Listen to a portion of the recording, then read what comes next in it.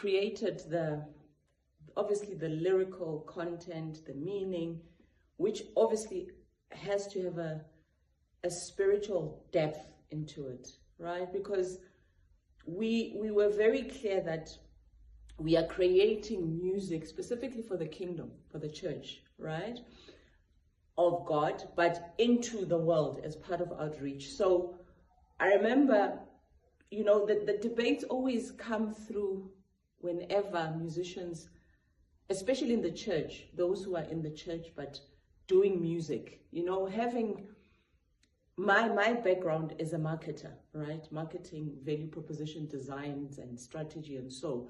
But I've had the opportunity to be around musicians. You know, we studied together in school and so. And while I was studying my skill as a marketer, some of the others were doing music. So when you are studying the craft, right, you don't get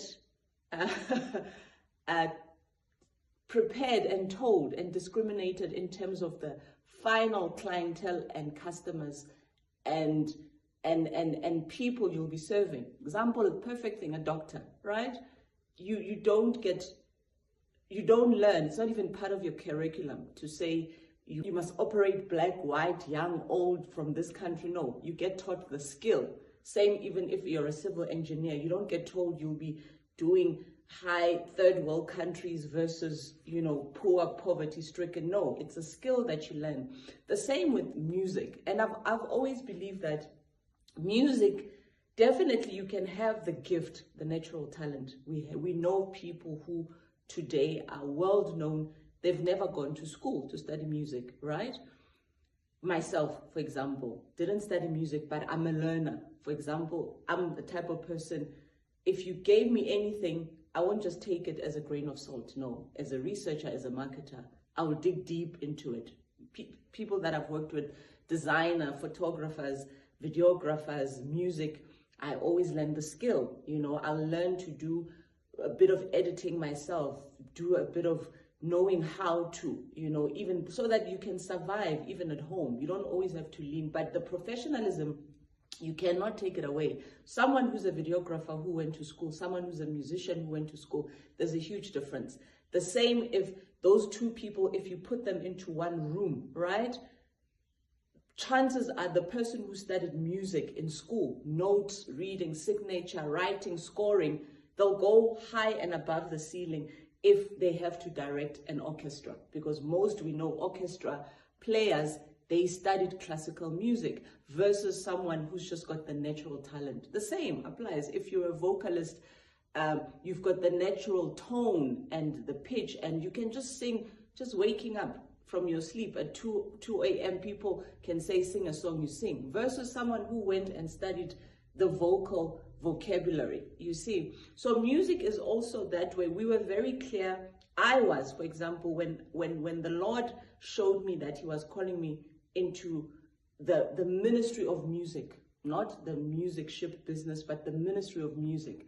So I was very careful in saying that the message has to be clear. You know, I love music. My ear is very sharp. You know, I love all different genres of music. And also, with God's grace, having to travel the world, you get exposed to so many things. You know, I love festivals. Festivals are my favorite way. You meet different people and you can just sit and see how people react to music. You know, the way they dance, the way they don't even know what the language is.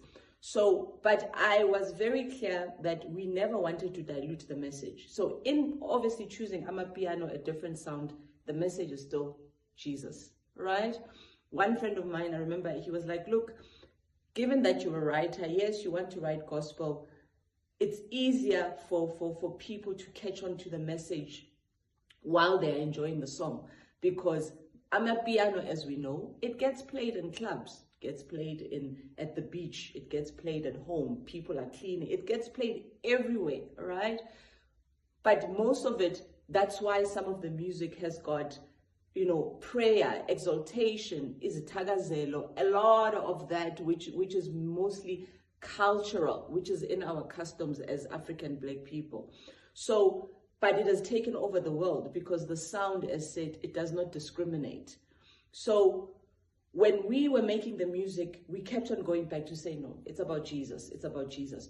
So let's not dilute the message. So the songs in themselves, they are about that. Yes, they talk about life experiences. The way I write, obviously you use the poetic way of writing, which is how God writes. You look at the book of Psalms, you look at the book of Proverbs. God is not only a thinker, but he's a feeler. That's why you'll see whenever he speaks his emotions, he writes in poetic. Whenever he speaks in authority, in terms of the mind thinking, you can tell the difference, to say, now I'm reading a loving God, about a loving God. Now I'm reading about a very strict God who doesn't take my nonsense, basically. Repent and change. So the message itself is very clear, and one, would ask themselves to say then, where does it fit, in terms of the hypocrisy that we know out there? Because, most of musicians and people who are gifted in music are always afraid to tap into their full potential because of sometimes the judgment that comes in the church.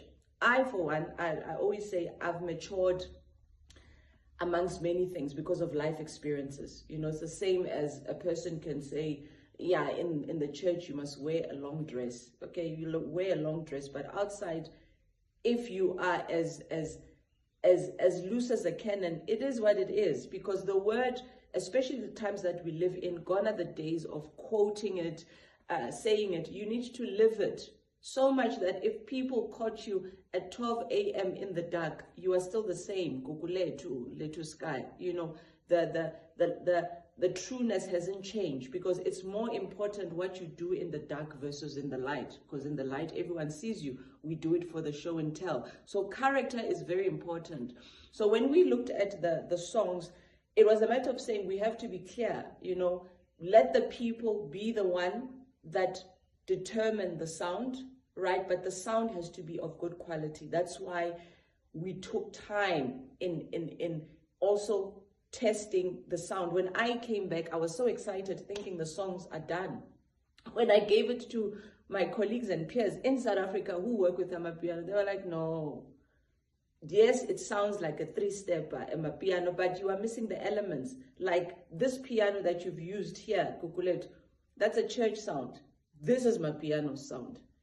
That shaker that you used, it's a shaker for praise, worship. This is a shaker for Amapiano. The log drum, which is used mostly on my piano. I remember my own brother, who's a DJ, he was like, we know my piano is about, let's say, BPM, maybe 110. The minute you start going to Boma 100 and what, no, because you have to leave the space between this song and that song to mix it. So I was always myself thinking about those things. So when I came back to test the sound, we realized that the sound was thinner. So we had to do the fill-ins. I also had to re-record some of the vocals, because some of the vocals that I did in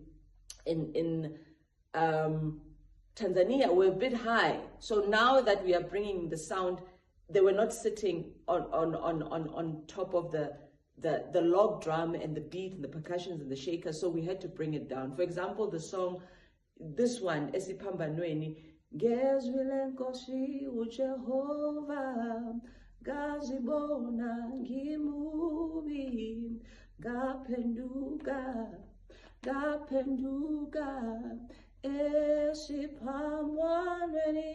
so it's down. Whereas if it was a church, you would sing it at a high pitch, which is where I was. Can you see the dynamics? So so that's why I would then sound like a chicken, because then you bring in the log drum, it just throws you out. So when we came back, we had to, and for me, it was important, just like a marketer, just like a doctor. The process is more important than the actual product. The quality of the product is determined by the process that you do. Every good brand that is out there, from a car brand, a clothing brand, whatever brand, music brand, they know that the value proposition starts with what? With the recipe. So I was not willing to get questioned to say, but yes, it's churchy, but you are saying Amapiano, but it's missing these elements. So we had to balance the two.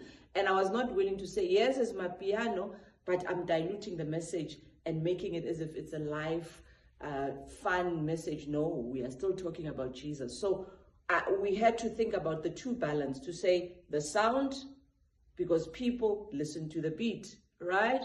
Then the message has to be clear.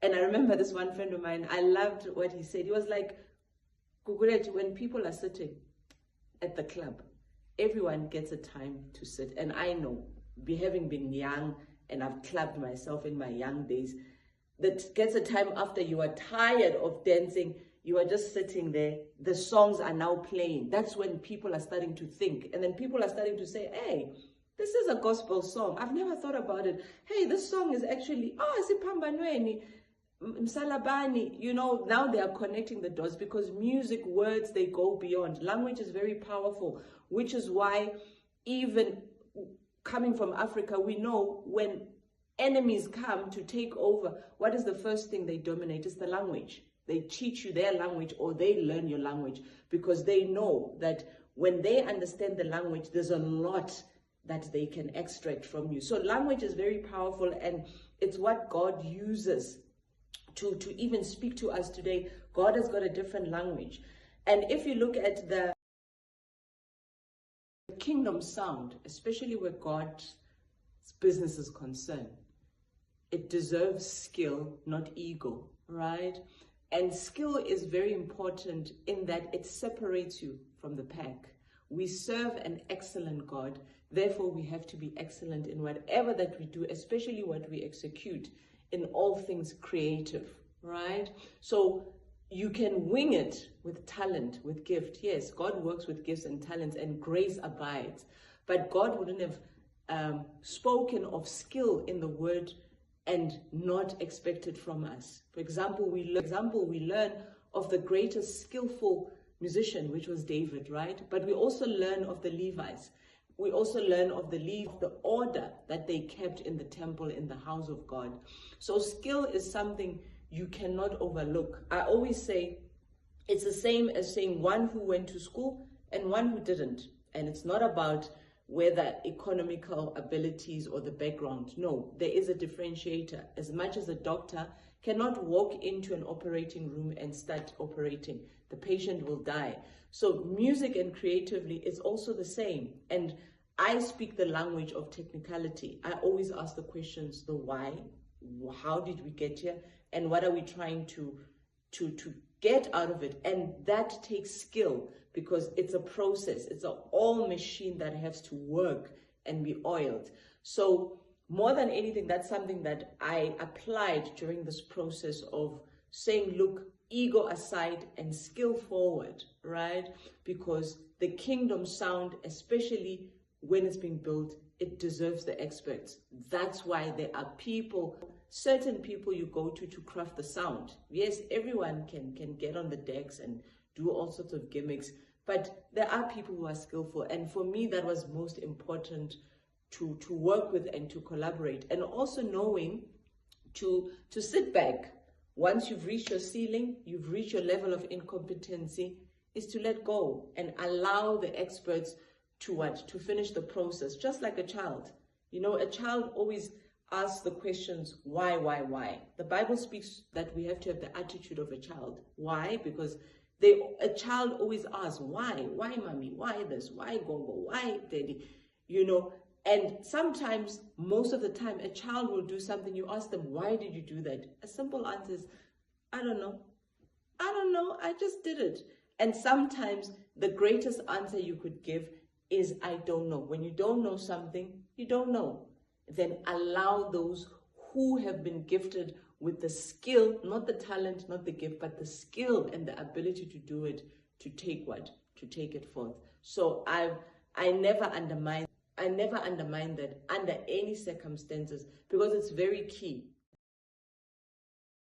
In crafting the Amapiano sound gospel specifically, I understood that skill will be needed, right? And I was willing to work with experts, people who have the ability and understanding for the sound. And when coming back home, it was exactly that. When having cooked, and I think the vision became clearer. You know, I remember when we started the process with Lawrence, he was very adamant. You know, if anything, he ignited what the seed was already there, you know, because I've always loved music. And I think throughout the years of him observing, you know, myself here at home dancing, and it was clear that, look, to him, that this was just not about just fun, you know, music, dancing, but it was purpose, and purpose which I could carry, and obviously in which at the same time God was speaking to the both of us about.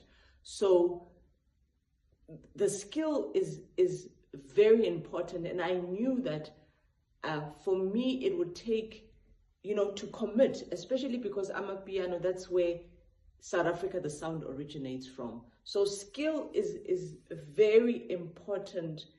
And skill in the kingdom of God is very critical, and it's very important, especially now in the times that we live in of technology. It's more required. So because the standard of excellency and competition is very high, right? So the gap literally has to be closed.